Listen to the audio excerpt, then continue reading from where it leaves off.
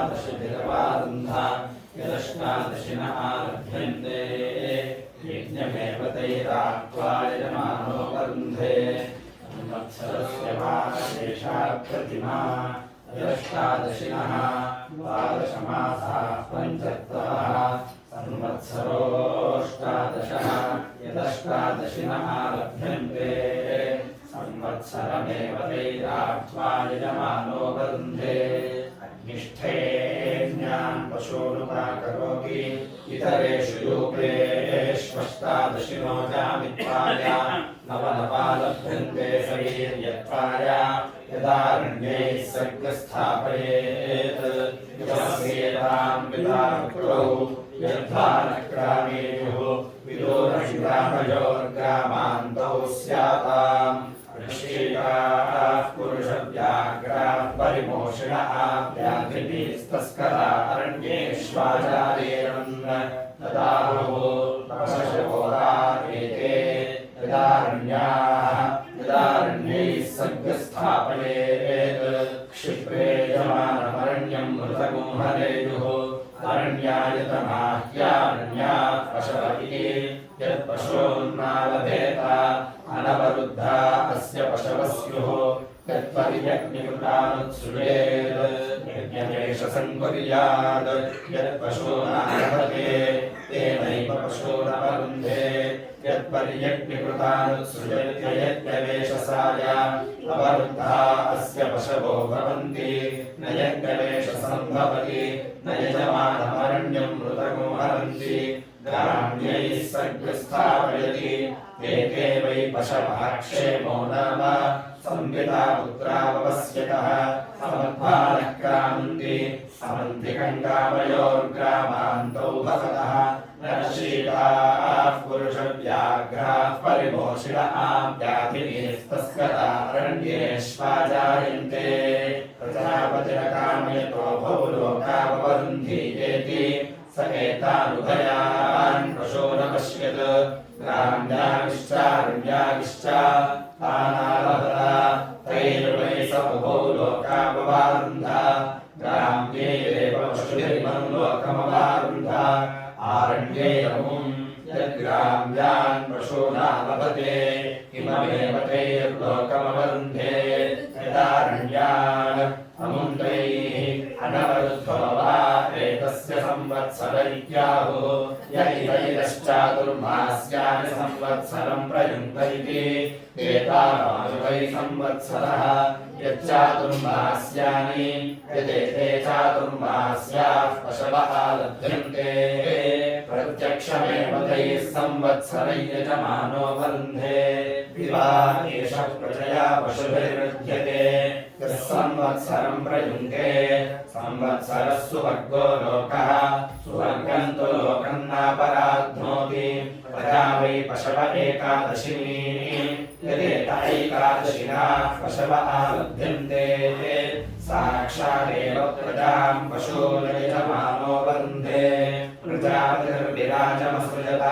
सा सृष्टाश्वमेधं राविशत् तान् दशभिरनुप्रायुङ्क्त तामाप्नोत् तामाप्त्वा दशभिरवारुन्धा यद्दशिन आलभ्यन्ते व्याजमेव तैराक्त्वा यजमानो वरुन्धे एकादश दशत आरभ्यन्ते एकादशाक्षरात् त्रिष्टुः त्रयिष्टुः पशवः पशूनेवावरुन्धे वैश्वदेवो वा अश्वः नानादेवत्याः पशवो भवन्ति अश्वस्य सर्वत्वाय नानारूपा भवन्ति तस्मान्नानारूपाः पशवः बहुरूपा भवन्ति तस्मात् बहुरूपाः पशवः समृद्ध्यै अस्मै वै लोकाय ग्राम्याः पशवः लभ्यन्ते अमुष्मा आरण्याः यद्ग्राम्यान् पशूना लभते इममेव तैर्लोकमवरुन्धे यदारण्यान् अमुन्दैः उभयान् पशूना लभते ग्राम्याश्चारण्याश्च उभयोर्लोकयोरवरुद्ध्यै उभयान् पशूना लभते ग्राम्याश्चारण्याश्च उभयस्यान्नाद्यस्यावरुद्ध्यै उभयान् पशूना प्रवर्तते ग्राम्याविश्चारण्याविश्च उभयेषाम् पशूनामवरुध्यै त्रयस्त्रयो भवन्ति त्रय इमे लोकाः येषाम् लोकानामाप्त्यै ब्रह्मवादिनो वदन्ति कस्मात् सत्यात् अस्मिन् लोके बहवः कामाः यत्समानेभ्यो देवताभ्योऽन्ये पशवः लभ्यन्ते अस्मिन्नेव तल्लोके कामान् ददाति तस्मादस्मिन् लोके बहवः कामाः त्रयाणां सह वपाशोऽपि क्रियाकृतो वै देवाः क्रियाकृत इमे लोकाः येषाम् लोकानामाप्त्यै येषाम् लोकानां कृत्यै पर्यज्ञकृतानारण्यामुत्सृजन्त्य हि पुंसायै युञ्जन्ति प्रध्नमित्याह असो वा आदित्यो प्रध्नः आदित्यमेवास्मै विनक्ति अरुषमित्याह अग्निर्वा अरुषः अग्निमेवास्मै विनक्ति चरन्तरित्याह वायुर्वै चरन् वायुमेवास्मै विनक्ति परितस्थुष इत्याह इमे वै लोकाः परितस्थुषः इमानेवास्मै लोकान् युनक्ति रोचन्ते रोचनादिवीत्याह नक्षत्राणि वै रोचनादिवी नक्षत्राण्येवास्मै रोचयति युञ्जन्त्यस्य काम्येत्याह कामानेवास्मै युनक्ति हरिविवक्षसेत्याह इमे वै हरिविवक्षसा इमे एवास्मै युनक्ति शोणकृष्णो नृवाहसेत्याह अहोरात्रे वै नृवाहसा अहोरात्रे एवास्मै युनक्ति एता एवास्मै देवता युनक्ति स्वर्गस्य लोकस्य समष्ट्यै केतुं गृह्णन् केतव इति ध्वजं प्रतिमुञ्चति यश एवैनमो राज्ञां गमयति श्रीमूतस्येव भवति प्रतीकमित्याह यथा निजुरेवैतत् ये बन्धानः सवितः पूर्व्यास इत्यर्थर्युर्यजमानं वाचयत्यभिजित्यै परावा एषस्य यज्ञकेति यस्य पशुर्वाकृतोऽन्यत्र वेद्या एति एतत्कुस्तोतरेतेन पथा पुनरश्वमावर्तयासि नैत्याः वायुर्वै स्तोताः वायुमेवास्य परस्तात् दधात्यावृत्यै यथा वै हविषो गृहीतस्य स्कन्दति एवं वा एतदश्वस्य स्कन्दति यदस्यो वा कृतस्य लोमा निशीयन्ते यद्वालेषु काचानावयन्ति लोमान्येवास्य तत्सम्भरन्ति भूर्भुवस्सु परिति प्राजापत्याभिरावयन्ति प्राजापत्यो वा अश्वः स्वयैवैनं देवतया समर्थयन्ति भूरिति महिषी भुवनैर्वाता सुवनैर्वृत्ति येषां लोकानामभिजित्यै हिरण्यया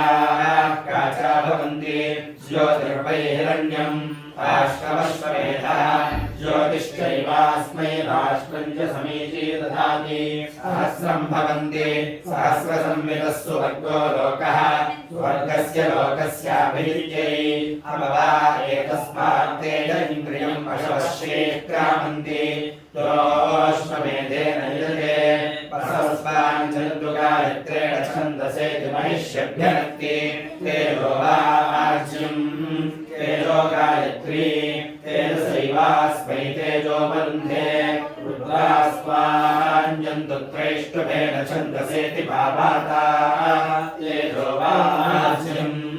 इन्द्रियं दृष्टुः तेजसैवास्मा इन्द्रियमवरुन्धे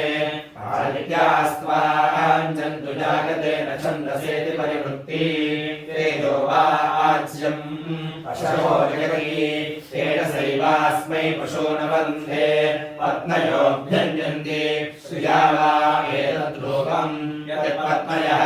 श्रियमेवास्मिन् तद्दधति तास्मात् तेज इन्द्रियं पशवः श्रियः क्रामन्ति राजी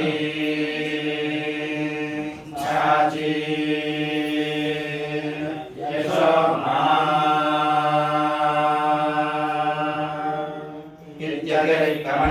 इत्यतिरिक्तमन्नमश्वायोपाहरन्ति प्रजामेवान्नादीं कुर्वते एतद्देवान्नमत्रैतदन्नमध्ये प्रजापत इत्याह प्रजायामेवान्नाद्यं दधते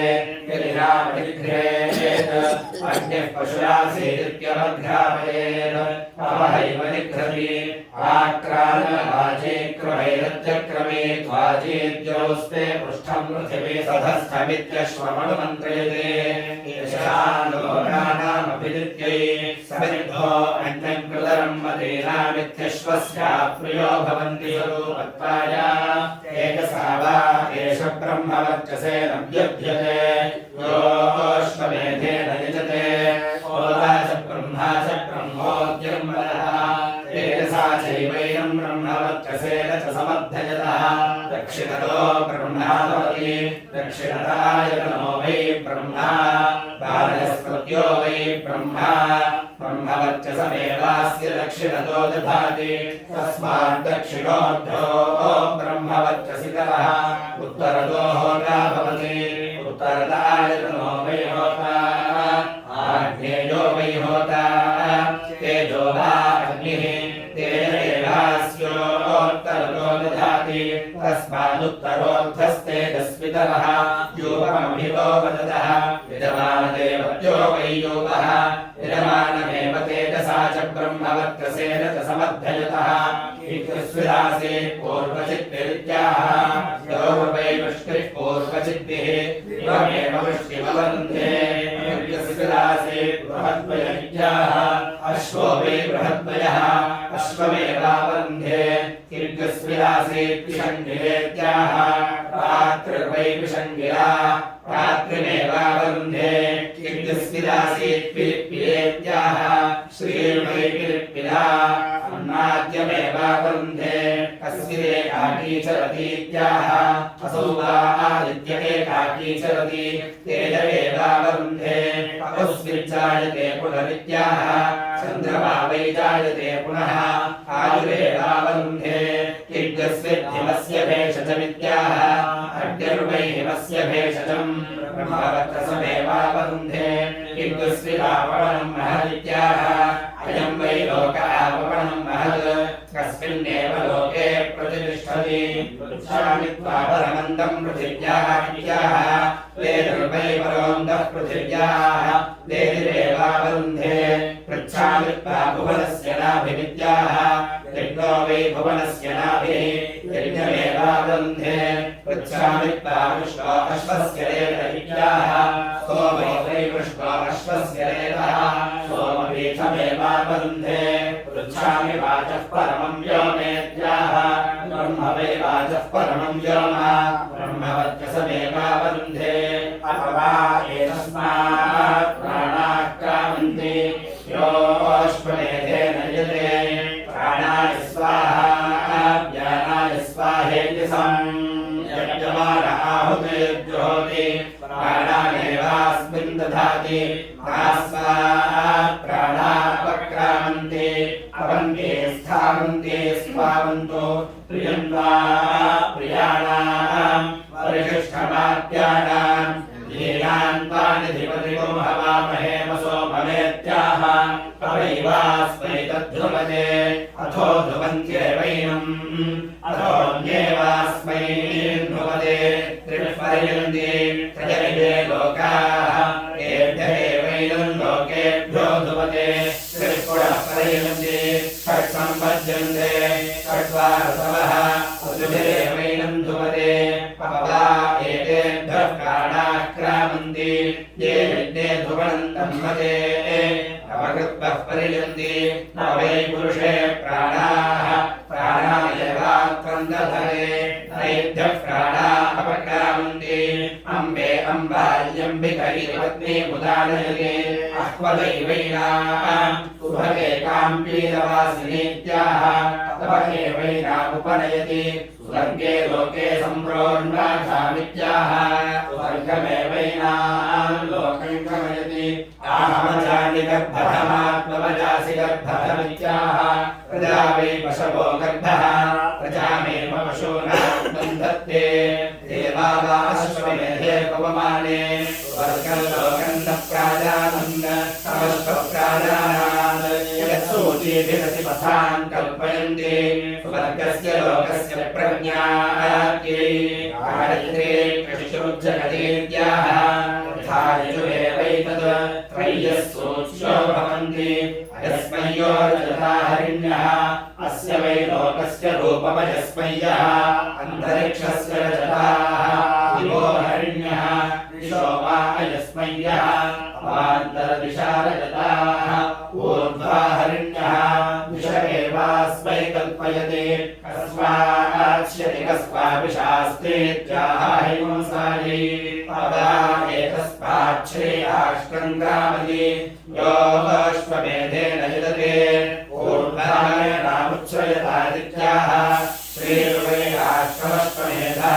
श्रियमेवास्मै राष्ट्रमूर्ध्वमुच्छ्रयति वेणुभारङ्गिला विवेद्याः राष्ट्रं वै भारः राष्ट्रमेवास्मै पर्यूहति अथास्यामध्यमेधतामित्याह श्रीर्वै राष्ट्रस्य मध्यम् श्रियमेवावरुन्धे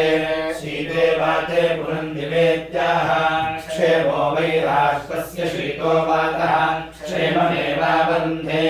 यद्धरणीयममत्तीत्याह विद्वै हरिणी राष्ट्रैयवः विशञ्चैवास्मै राष्ट्रं च समीची दधाति अपुष्टं पशुमन्यत इत्याह तस्मात् राजा पशून् न पश्यति शूद्राय तर्यजारानपोषाय धनायतीत्याह तस्मात् वैशे पुत्रं नाभिषिञ्चन्ते इयं यकाशकुन्तिकेत्याह विद्वैषकुन्तिका राष्ट्रमश्वमेधः विशञ्चैवास्मै राष्ट्रं च समीची दधाति आहलमिति सत्पदेत्याह तस्मात् राष्ट्राय विषः सत्पन्ति आहगङ्गभेपस इत्याह विद्वैगभः राष्ट्रं वसः राष्ट्रमेव विश्याहन्ति तस्मात् राष्ट्रं विषण्घातुकम् माता च ते पिता च त इत्याह इयं वै माता असौ पिता आभ्यामेवैदं परिददाति अग्रं वृक्षस्य रोहत इत्याह श्रीर्वै वृक्षस्याग्रम् श्रियमेवावरुन्धे वसुधामीति ते पिता गभे मुष्टिमदगोंसयदित्याह ऋग्वैगभः राष्ट्रं मुष्टिः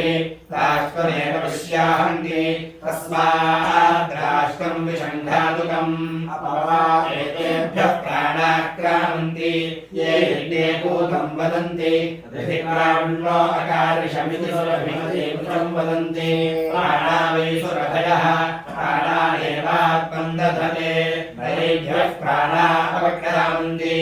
आपोहिष्ठामयो भव इत्यद्भिर्मार्जयन्ति ते आपो वै सर्वा देवताः देवताभिरेवात्मानं पवयन्ते प्रजापतिः प्रजा सृष्ट्वा प्रेणानुप्राविशत् ताभ्यः पुनः सम्भवितुं नाशक्नोत् सोऽब्रवीत् रुद्रवरित्सः यो नेतः पुनः सम्भरति तन्देवा अश्वमेधेनैव समभरन् ततो वैत आध्वन् योऽश्वमेधेन यते प्रजापतिमेव सम्भरत्युज्ञोऽपि पुरुषमालभते वैराजो वै पुरुषः विराजमेवालभते अथो अन्नं वै विराट् अन्नमेवावरुन्धे अश्वमालभते प्राजापत्यो वा अश्वः प्रजापतिमेवालभते अथो श्रीर्वा एकशभम् श्रियमेवावरुन्धे गामालभते यज्ञो वै गौः यज्ञमेवालभते अथो अन्नं वै गौः अन्नमेवावरुन्धे अथावि आलभते भूम्ने अथो पुष्टिर्वै भूमा पुष्टिमेवावरुन्धे पर्यट्यकृतं पुरुषं चारण्याविश्रोत्सृजं च हिंसायै उभौ वा एतौ पशु आलभ्येते यश्चापमो निश्च परमः ते स्योभये यज्ञे बद्धाः अभीष्टा अभिप्रीताः अभिजिता अभिहुता भवन्ति नैनं श्रवः पशवो यज्ञे बद्धाः अभीष्टा अभिप्रीताः अभिजिता अभिहुता हि गुंसन्ति योऽश्वमेधेन यजते यजुजैनमेवं वेद प्रथमेन वा एष स्तोमेन राद्धा चतुष्टोमेन कृतेनायानामुत्तरे हन् एकविपुंसे प्रतिष्ठायां प्रतिष्ठति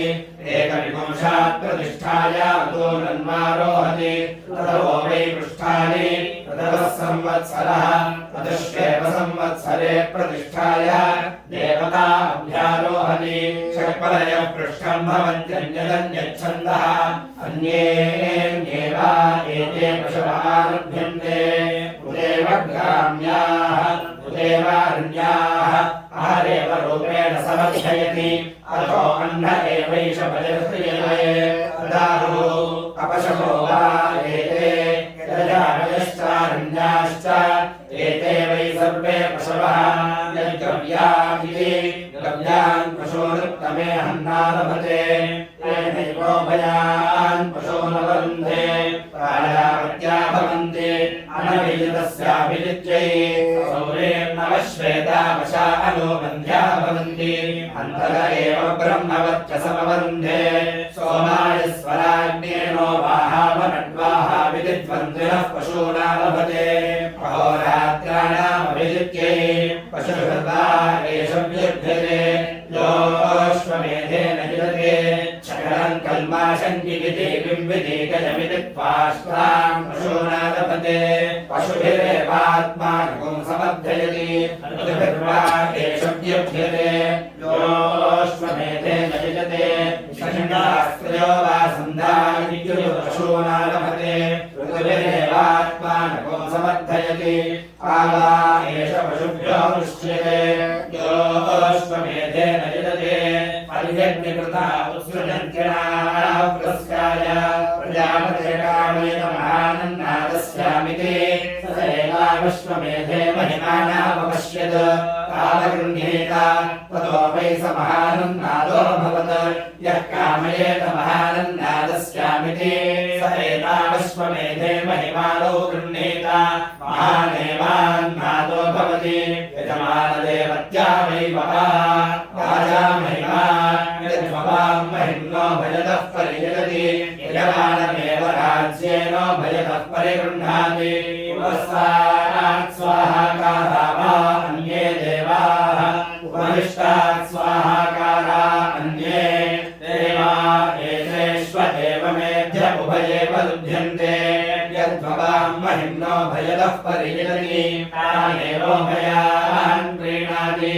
वैश्वदेवो वा अश्वः तय्यत्प्राजापत्यं कुर्यात् या देवता अभिभागाः ता भागधेयेन व्यर्थयेत् देवताभ्यः समदं दद्यात् श्रेयान्नकृष्टाभ्यां मण्डूकाद्यं ये विदिति आज्यमवदानं कृत्वा प्रतिसङ्ख्यायमाहुतिर्जुहोति या एव देवता अभिभागाः आभागधेयेन समर्थयति देवताभ्यः समदं दधाति चतुर्दशैताननुवाकाञ्च्यहोत्यनन्तरित्यै प्रयासाय स्वाहेति पञ्चदश वा अर्धमासस्य रात्रयः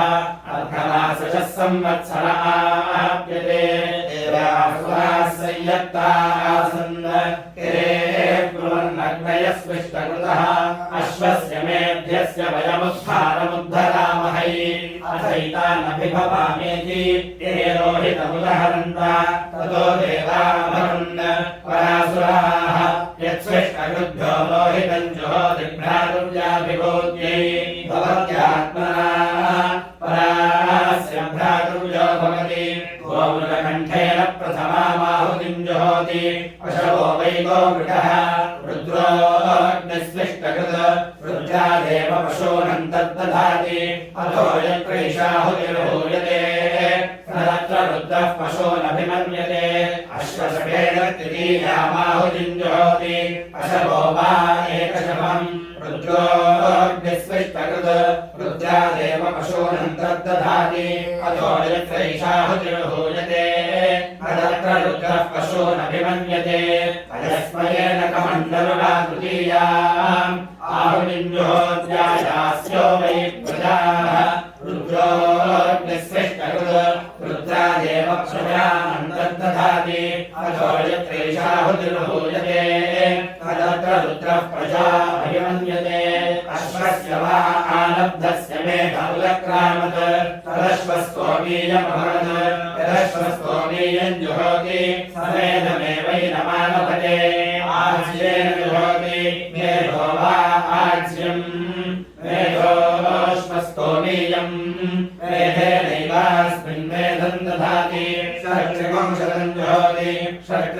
दक्षरा बृहति बालहताः पशवः पशूनां मात्रा पशूनेव मात्रया समर्थयति आयुर्भूयसेर्वाकनीयसेर्वा जुहुयात् पशून्मात्रयाभ्यर्थयेत् षट्त्रिंशतं जोति षट्त्रिंशदक्षरा बृहति बालहताः पशवः पशूनां मात्रा पशूनेव मात्रया समर्थयति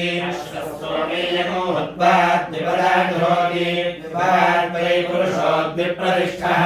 प्रेणं प्रतिष्ठया समर्थयति तदाहुः अश्वस्तोमेयं वोर्वयोर्होतव्या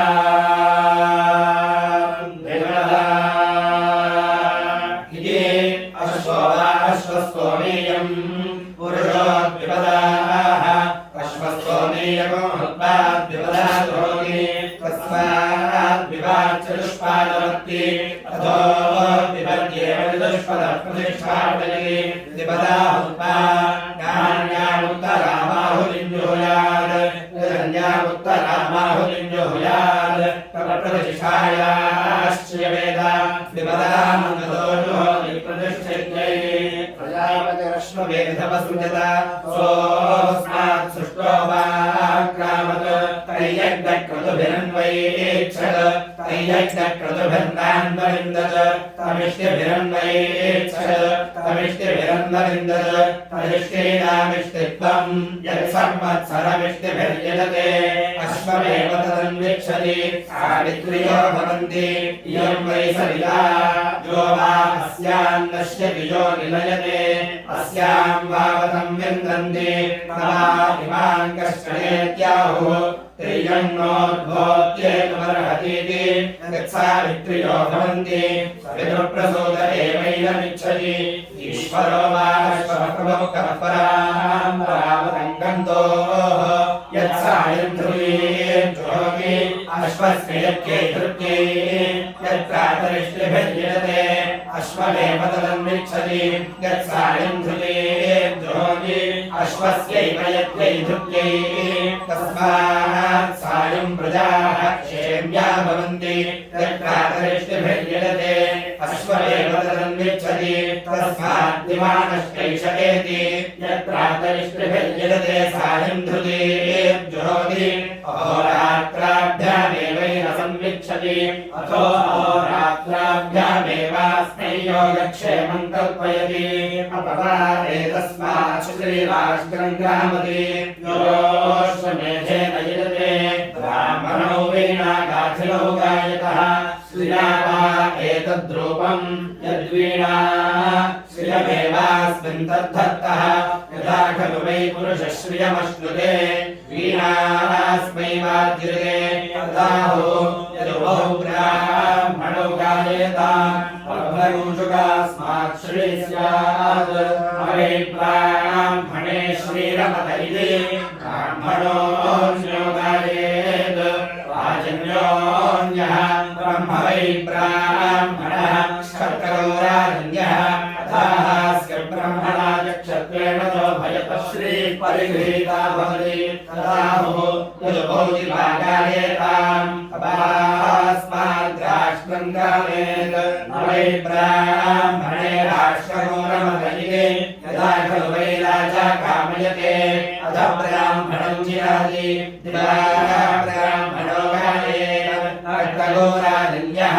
ब्रह्मणो वै रूपमः खड्गस्य रात्रिः तथास्य ब्रह्मणा क्षत्रेण तो भयतो राष्ट्रं परिगृहीतं भवति ब्राह्मणो गायेत् इष्टापूर्तं वै ब्राह्मणस्य इष्टापूर्तेनैवैनकं समर्थयति इत्ययुध्यथा सङ्ग्राममहन्निति राजन्यः युद्धं वै राजन्यस्य युद्धेनैवैनकं समर्थयति अकृत्वा वा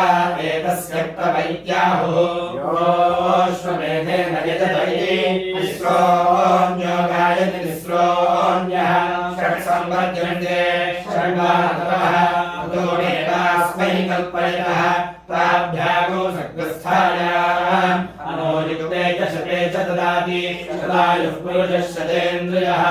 आयुष्येवेन्द्रिये प्रतिष्ठति सर्वेषु वा येषु लोकेषु मृत्यवोऽन्वायत्ताः तेभ्यो यदाहुतिर्नजुहुयात् लोके लोकयेनं मृत्युर्विन्देत् मृत्यवे स्वाहेत्यभिपूर्वमाहुतिर्जुहोति लोकाल्लोकादेव मृत्युमपयजते नैनं लोके लोके मृत्युर्विन्दति यदमुष्मै स्वाहेति जुह्वत्सञ्चक्षीत बहु मृत्युममित्रं कुर्वीत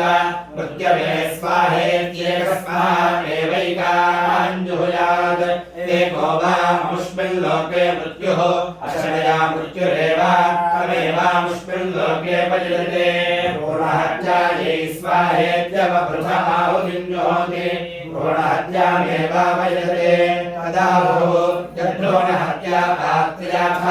कस्माद्यज्ञे विक्रियत इति अमृत्युर्वा अन्यो भ्रूणहत्यायामित्याहुः भ्रूणहत्या वावमृत्युरिति भ्रूणहत्यायै स्वाहेत्यवभृतमाहुतिं जुहोति मृत्युमेवाहुत्या तर्पयित्वा परिपालनं कृत्वा भ्रूणदेहेषु करोति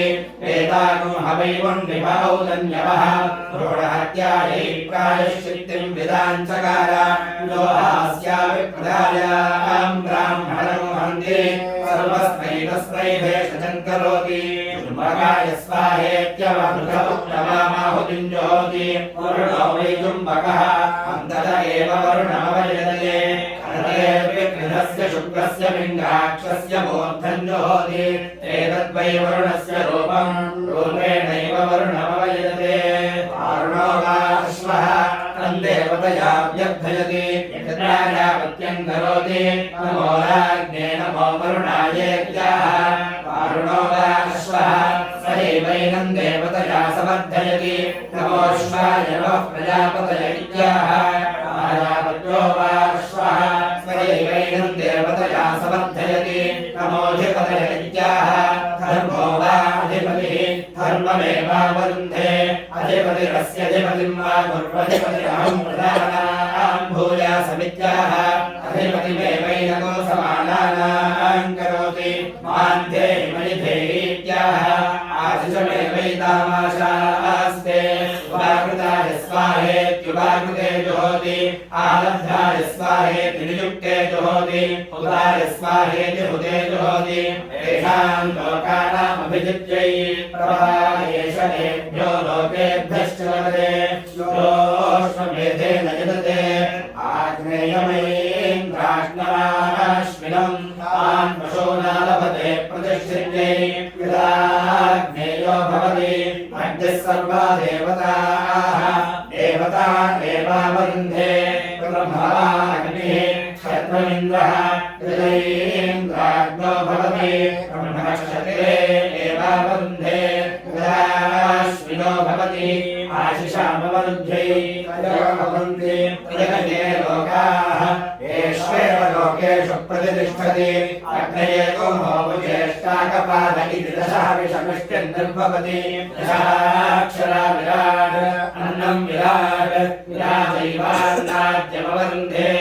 अग्नेर्मन्वे प्रथमस्य प्रचेतस इति याज्यानुवाक्या भवन्ति सर्वत्वाय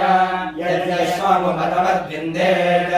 आग्नेयमष्टाकपालं निर्भवेत् सौम्यं चरुं सावित्रमष्टाकपालं यदाग्नेयो भवति अग्निः सर्वा देवताः देवताभिरेवैनं भिषज्यति यत्सौम्यो भवति सोमो वा ओषधीनाभूराजा याभिरेवैनं विन्दति ताभिरेवैनं भिषज्यति यत्सावित्रो भवति सविनुप्रसूत एवैनं भिषज्यति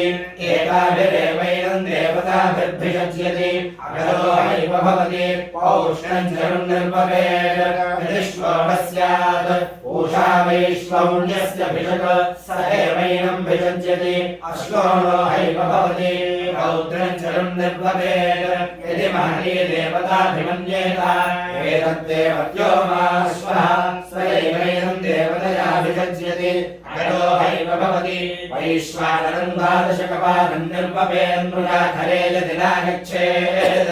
इयं वा अग्निर्वैश्वानरः इयमेवैनमर्चिभ्यां परिरोधमानयति आहैव सुख्यमहर्गच्छति यज्ञधीयात् अग्नये मोहोमुज्येष्टाकपालः सौर्यमजः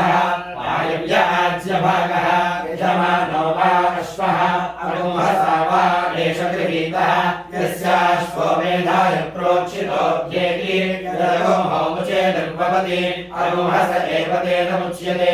यजमानो वा अश्वः रेतसा वा एषव्यभ्यते यस्याश्वो मेधाय प्रोक्षितोऽभ्येति सौर्यमो रेतः यत्सौर्यं वयो भवति रेतसैवैनपुंससमभ्यजति यजमानो वा अश्वः गर्भैर्वा एषव्यभ्यते यस्याश्वो मेधाय प्रोक्षितोऽभ्येति वायुव्याज्यभागो भवति गर्भैरेवैनपुंससमभ्यजति अथो यस्यैषाश्वमेधे प्रायश्चित्तः क्रियते विश्वावसीयान् भवति तदाहुः द्वादश ब्रह्मौदनान् सर्गस्थिरे निर्ववेद द्वादशभिर्वेष्टिभिर्यजेतेति यदिष्टिभिर्यजेत उपनामुक एनैयज्ञस्यात् आवीयागस्तु स्यात् आर्तानि वा एतस्य छन्दागुंसि यदीजानः तानि क एतावदाशु पुनः प्रयुञ्जीतेति सर्वा वै सर्गस्थिते यज्ञे वागाप्यते सात्ता भवति जातयाम्नि क्रूरीकृते महिमत्यनुष्कृता सा न पुनः प्रयुज्येत्याहुः द्वादशैव ब्रह्मोदनान् सर्गस्थिते निर्ववेद प्रजापतिर्वावोदनः यज्ञः प्रजापतिः पुनामुक एनैयज्ञो भवति नवानीयान् भवति द्वादश भवन्ति द्वादशमासाः संवत्सरः संवत्सर एव प्रतिष्ठति एष वै विभोर्नामयज्ञः सर्वगमहै तत्र विभो भवति दिनत्रैतेन यज्ञेन यजन्ते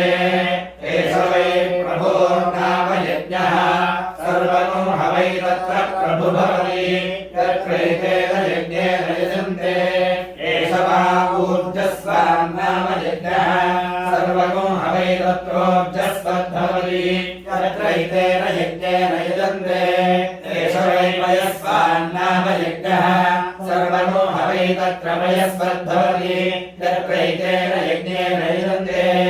एष वै विधृतो नामयज्ञः सर्वगमहै तत्र विधृतं भवति दिनत्रैतेन यज्ञेन यजन्ते एष वै व्यावृत्तो नामयज्ञः सर्वगमहै तत्र व्यावृत्तं भवति दिनत्रैतेन यज्ञेन यजन्ते एष वै प्रतिष्ठितो नामयज्ञः सर्वगमहै तत्र प्रतिष्ठितं भवति दिनत्रैतेन यज्ञेन यजन्ते एष वै तेजस्वी नामयज्ञः सर्वगमहै तत्र तेजस्वी भवति दिनत्रैतेन यज्ञेन यजन्ते एष वै ब्रह्मवर्चसी नामयज्ञः आहमै तत्र ब्राह्मणो ब्रह्मवर्चसी जायते दिनत्रैतेन यज्ञेन यजन्ते एष वा अदिव्याधी नामयज्ञः आहमै तत्र राजन्यो दिव्याधी जायते दिनत्रैतेन यज्ञेन यजन्ते एष वै दीर्घो नामयज्ञः दीर्घायुषो हवै तत्र मनुष्या भवन्ति दिनत्रैतेन यज्ञेन यजन्ते एष वै क्लुप्तो नामयज्ञः कल्पते हवै तत्र प्रजाभ्यो योगक्षेमः दिनत्रैतेन यज्ञेन यजन्ते ताभ्येनाश्रूसं यवयन्ति यज्ञो आर्यं यज्ञेनैवैनकोसाढयन्ति त्यागेन साम्बा प्रस्तोतादुपतिष्ठते यमलोकदेवैरङ्गमयति ताभ्ये च कृत्यदेवासे चाश्वकोसं यवयन्ति एतद्वै पशो नागो रूपं रूपेणैव पशो न वरुन्धे हिरण्यकशिपु भवति तेजसो वर्ध्यै रुक्मो भवति स्वर्गस्य लोकस्यानुख्यात्यै अश्वो भवति प्रजापतेरात्यै अस्य वै लोकस्य रूपन्तार्यम् अन्तरिक्षस्य कृत्यदेवासः शिवो हिरण्यकशिपो आदित्यस्य रुक्मः प्रजापतेरश्वः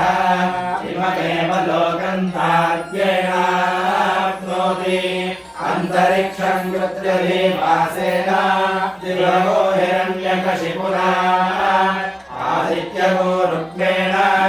अश्वेनैव वेद्धेन प्रजापते सायुज्यगो समोकतामाप्नोति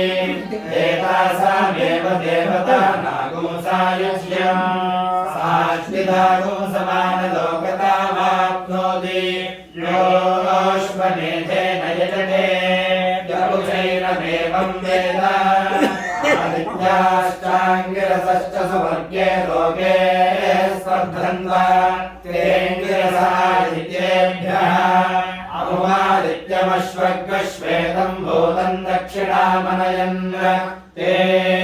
ब्रुवन् यन्नोनेष्टा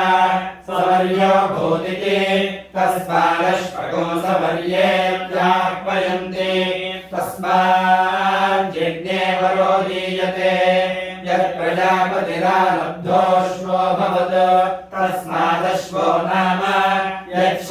यत्स्वयदर्वासीत् तस्मादर्वा नाम यत्सद्यो वाजान् समजयत् तस्माद्वाजी नाम यदसुराणां लोकानादत्ता तस्मादादित्यो नाम तद्गर्वाश्वमेधस्य योनिरायतनम् सूर्योर्धेर्योनिरायतनम् यदश्वमेधेऽग्नोजित्य उत्तरवेदिमुपमपते योनिमन्तमेवैनमायतनवन्तम् करोति योनिमानायतनवान् भवति य एवं वेद प्राणापानो वा एकौ देवानां यदर्काश्वमेधौ प्राणापानावेवावरुन्धे ओजोपनं वा एकौ देवानां यदर्काश्वमेधौ ओजोपनमेवावरुन्धे अग्निर्वा अश्वमेधस्य योनिरायतनम् सूर्योर्धेर्योनिरायतनम् यदश्वमेधेऽग्नोचित्य उत्तरवेदिं चिनोति तावत्काश्वमेधौ अर्काश्वमेधावेवावरुन्धे अथो अर्काश्वमेधयोरेव प्रतिष्ठति प्रजापतिं वै देवाः पितरम् पशुं भूतं मेधाया लभन्त तमारभ्योपावसन् प्रातर्यष्टास्मः इति एकं वा एतद्देवानामः यत्संवत्सरः तस्मादश्वः पुरस्तात् संवत्सरः आरभ्यते यत्प्रजापतिरालब्धोऽश्वो भवत् तस्मादश्वः यत्सद्यो मेधो भवत् तस्मादश्वमेधः वेदुकोऽश्वमाशुं भवति य एवं वेद यद्वै तत्प्रजापतिरालब्धोऽश्वो भवत् तस्मादश्वः प्रजापतेः पशूनामनुरूपतमः आस्य पुत्रः प्रतिरूपो जायते य एवं वेद सर्वाणि भूतानि संहृत्या लभते समेनं देवास्तेजसे ब्रह्मवर्चसाय भरन्ति योऽश्वमेधेन यजते यरुषेणमेवं वेद एतद्वै तद्देवा एतान् देवतां पशुं भूतं मेधाया लभन्त यज्ञेन यज्ञमयजन्त देवाः कामप्रयज्ञमकुर्वत ते मृगत्वमकामयन्त ते मृगत्वमगच्छन् योऽश्वमेधेन यजते देवानामेवायनेनैति प्राजापत्येनैव यज्ञेन यजते कामप्रेण अपकर्माणमेव गच्छति एतस्य वै रूपेण पुरस्तात् प्राजापत्यमशबन्धो परं बहुरूपमालभते सर्वेभ्यः कामेभ्यः सर्वस्यात्रे सर्वस्य जित्यै सर्वमेव तेनाप्नोति सर्वं जयति योऽश्वमेधेन यजते यरुषेणमेवं वेद अश्वस्य मेध्यस्य लोमनी वेद अश्वस्यैव मेध्यस्य लोमं लोमं जुहोति अहोरात्रे वा अश्वस्य मेध्यस्य लोमनी यत्सायं रातज्जुहोति अश्वस्य मल्लोमञ्जुहोति एतदनुगृहस्मवै पुरा अश्वस्य मेध्यस्य लोमञ्जुह्वति यो वानश्वस्य मेध्यस्य पदे वेद अश्वस्यैव मेध्यस्य पदे पदे जुहोति पूर्णमासौ वा अश्वस्य मेध्यस्य पदे यद्दर्शपूर्णमासौ यजते अश्वस्यैव मेध्यस्य पदे पदे जुहोति एतदनुकृतिः स्म वै पुरा अश्वस्य मेध्यस्य पदे पदे जुह्वति यो वा अश्वस्य मेध्यस्य विवर्तनं वेद अश्वस्यैव मेध्यस्य विवर्तने जुहोति असौ वा आदित्योऽश्वः स आहमनीयमागच्छति तद्विवर्तते यदग्निहोत्रं जुहोति अश्वस्यैव मेध्यस्य विवर्तने जुहोति एतदनुकृतिः स्म वै पुरा अश्वस्य मेध्यस्य विवर्तने जुह्वति।